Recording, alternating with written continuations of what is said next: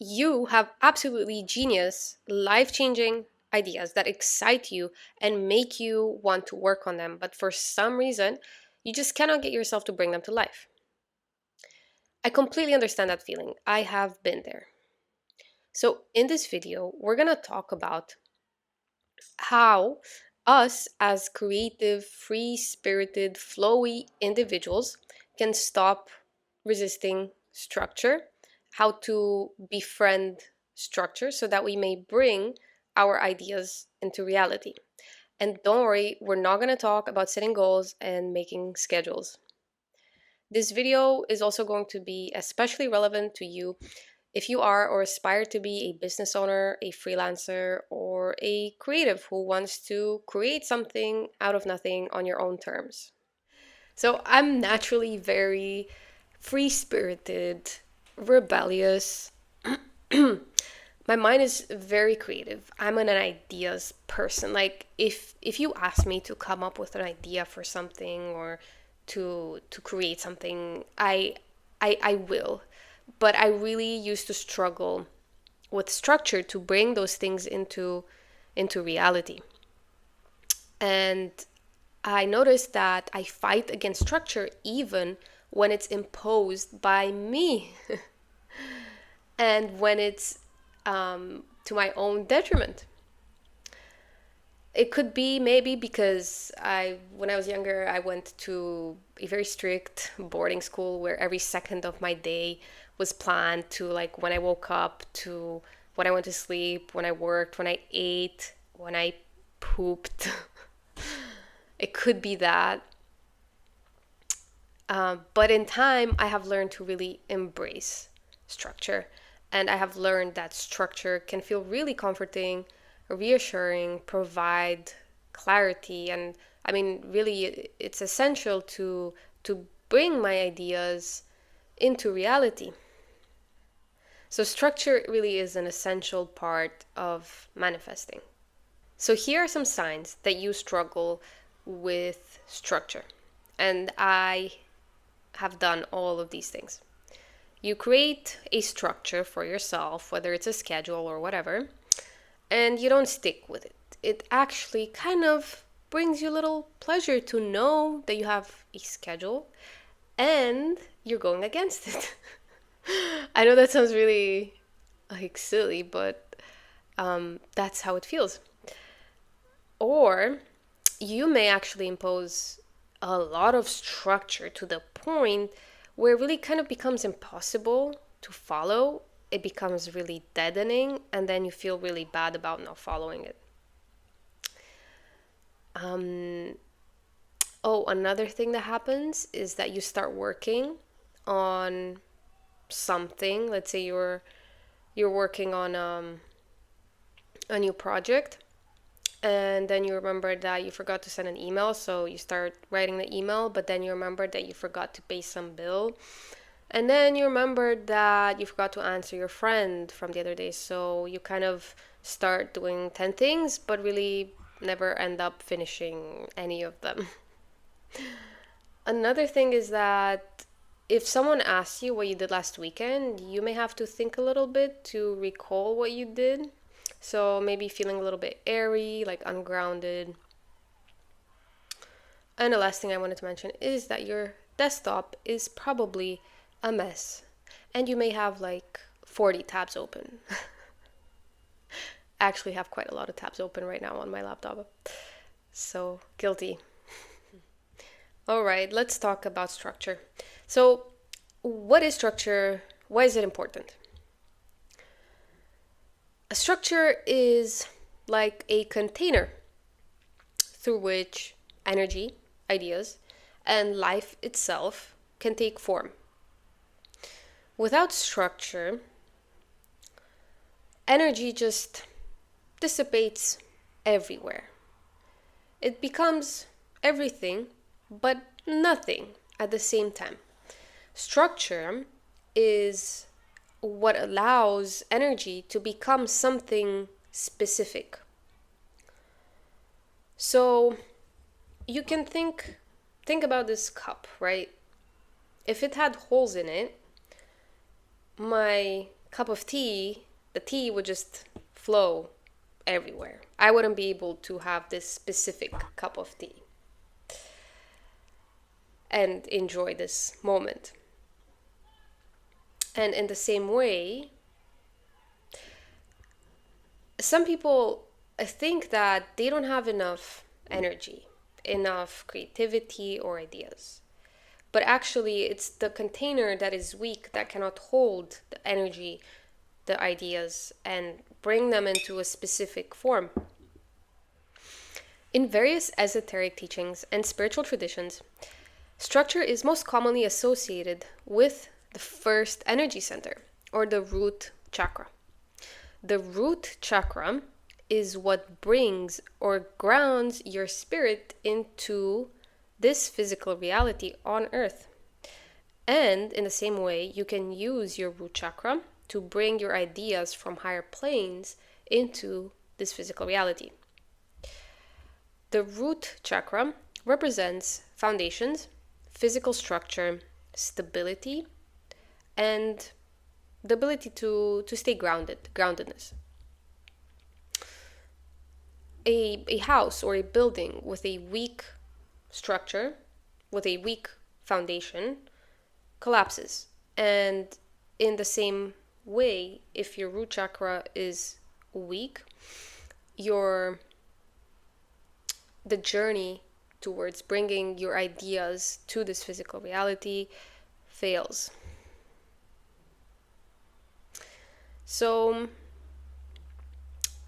in the process of creating this video on structure, I was drawn to a book that I have had for quite some time, actually, maybe a few years, but I never actually got to read it. So I was drawn to it. It's called Eastern Body, Western Mind, Psychology and the Chakra System as a Path to the Self. It's by I cannot pronounce her name, Anodea Judith.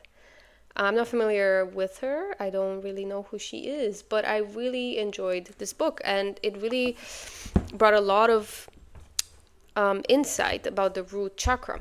So here is something that I read in it that I wanted to share. The first chakra is the most specific and limited level in the system. A limitation is a boundary separating something from what is around it in order to define it. A boundary creates a necessary limitation that allows us to have something whole, something specific. And then something else that she said that I wanted to share is that in order to manifest, we must be able to accept limitation. And I think that this really is where us as free-spirited creative people struggle with accepting limitations. And this is what I want to explore, and how we can kind of understand that a limitation is necessary and actually really helpful for our creativity and ideas. In the next section, where we're gonna do some practices. All right, so how are we going to stop fighting structure? Well, first thing is first. We have to dive a little bit deeper into our unconscious mind, because as I'm sure you know, the unconscious mind is really what drives our actions. And I noticed this when I was sitting down at my laptop and I was trying to follow a schedule or a structure that I imposed for myself, and I would just unconsciously sabotage myself and just end up doing something completely different. And because of how important the unconscious is, we need to dive a little bit deep in there, and we're going to use an exercise that I guess I was inspired by the free association tool from psychoanalysis. I'm not exactly sure how it goes, to be honest, but I just know that I think the therapist kind of says a word like cat, and then the client says, whatever comes in their mind. They have to be spontaneous, really not think about it, just let it be really random and spontaneous.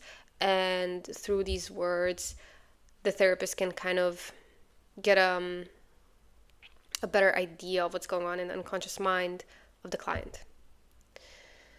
So in the same way, I'm going to pull up something on the screen that shows how I did this exercise.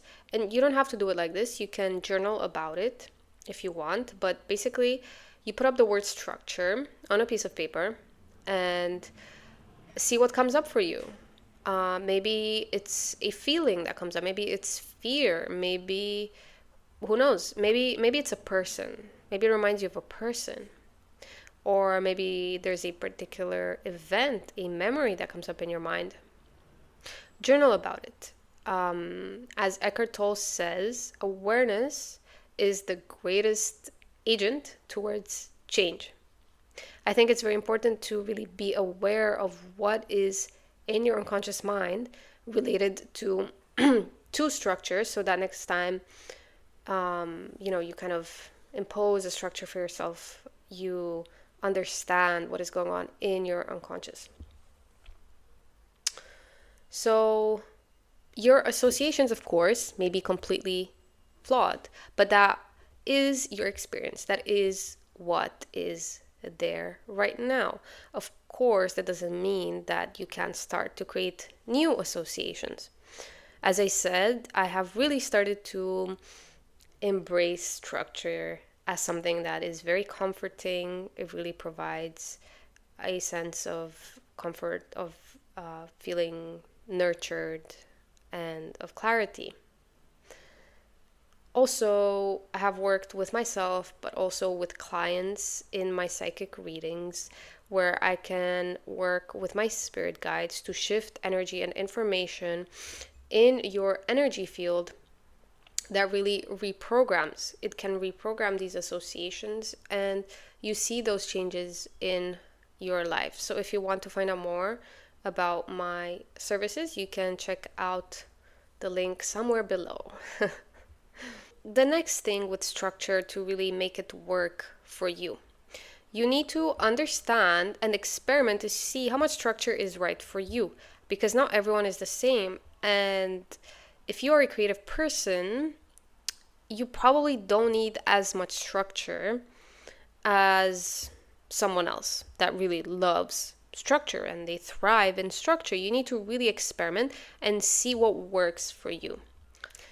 Another really important thing is to acknowledge that this is how you were created by Source, by your higher self, by God, whoever you want, by the universe.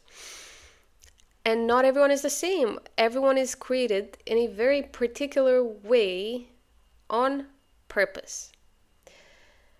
You struggle with creating structure, but you are extremely creative. That's okay.